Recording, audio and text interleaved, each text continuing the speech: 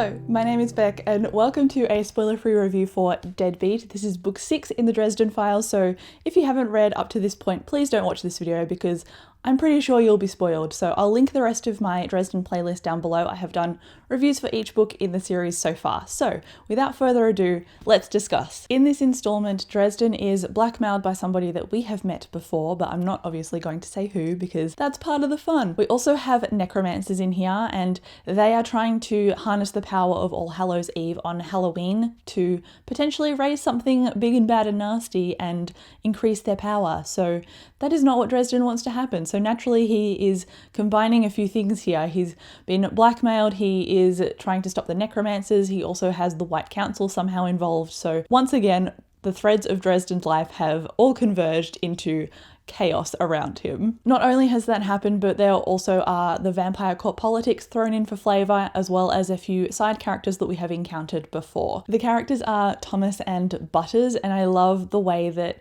their flavour of interaction with Dresden brought out humour and it brought out different sides of their characters, and it had a whole subplot developing Butters, and I did not see that coming. And I was expecting to give this a 5 stars, and for a lot of the beginning and middle, I thought it was going to be a 4.5, but then because of the ending and because of this build-up of character development, not just for Dresden, but for Thomas and for Butters as well, I ended up bumping this up to a 5 because the scale of this ending has just increased from the previous books in the series, and it had me laughing and it had me absolutely enamored by it. So it was a lot of fun. Now, Jim Butcher does this thing where he explores themes really strongly in his work, and in this one in particular, the themes of trauma and mortality were both explored, because in the past book Dresden has experienced a physical injury and it's the first one that we've seen carry over into multiple books in the series.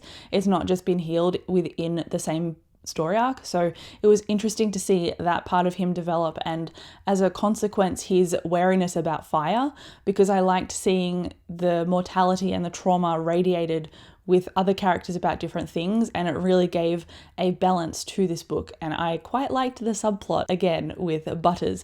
And Butters, if you don't remember him, he is the guy who works at the morgue, and he initially noticed something a little bit off about the bodies that were burned in the fire in book 3. So we've encountered him before, and he kind of knows that there are dark things at work. So the strengths about this book were, like I said, the characterization, which is usually something that's quite strong in the Dresden files so far, at least from what I've encountered. And something else that was really strong was the undertone of loyalty, which is something that made me tear up because it was executed so well. And then also the trauma, like I've said, but the scale of the ending, it really combined a whole bunch of stuff and a whole bunch of threads from Dresden's life to explode them in his face in a certain sense. And I don't mean that literally, I just mean that like thematically, I guess. And I like that the White Council has started to become more prevalent in his life when we only heard like hints of it in the beginning of the series. And I like that the scope and the scale of this is starting to open up and build on what has already been established. That's what I love about world building, and it's what I love about a fantasy series or urban fantasy series in general. And just going back to the characters, there was a hilarious line with Thomas and Dresden, and I'm not going to say what it was, but it's a scene with Thomas Dresden and Butters, and I had to pause my audiobook because I was laughing so hard. It was just awesome. But then later on, it was kind of undermined by a line that Butters said, and it was just a bit disappointing. I think it's something that will potentially get worked out of the books later on because Butcher's writing is growing so much. And that was the line, "At least he didn't let me think you were gay." Like, why would that matter?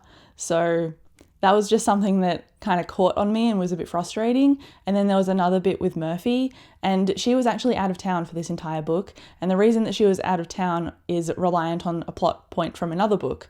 And if you needed to get her out of town, I'm not going to say why, but surely there is a better reason than the thing that Butcher thought of. Surely you could think of a better reason.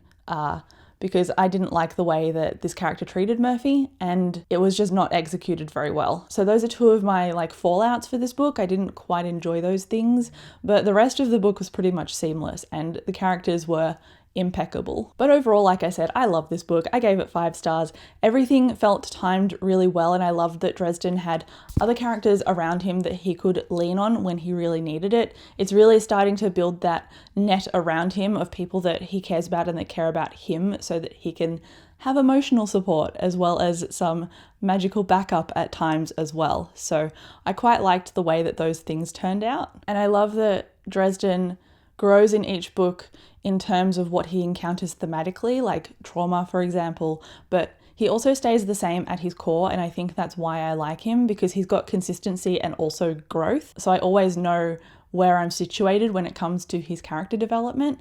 And by the things that I mean that stay the same are like his protectiveness over people that he cares about, the way he is stubborn, and the way that he's also just full of humor, whether it's self-deprecating or not. I love all of those collective things about him, and the way that those things all combine in each book to give you a different result is something that I keep revisiting the series for. So like I said, the characters seem to keep their fundamental elements about them but also grow at the same time, and I love seeing the echo of those different kinds of avenues for growth in the themes and also in the plot beats of the story to give them different opportunities to make choices. I love those things, and I'm being vague because at this point I don't want to say anything that will give you a spoiler, but I love all of those things about this series. Obviously, this is a 5 out of 5 stars. It felt very well balanced, especially towards the ending, and it was a lot more grand than I was expecting, which was awesome to see.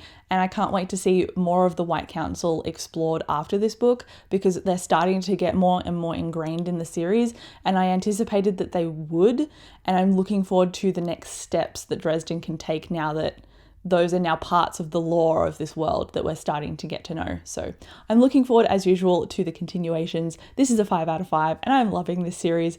5 stars seem to be the general rating I usually give a Dresden book, and so it's not disappointing me so far, and I'm very much excited. So if you've read this book, let me know down below. I would love to chat to you, but as always, thank you so much for watching, and I will catch you in my next video. Bye.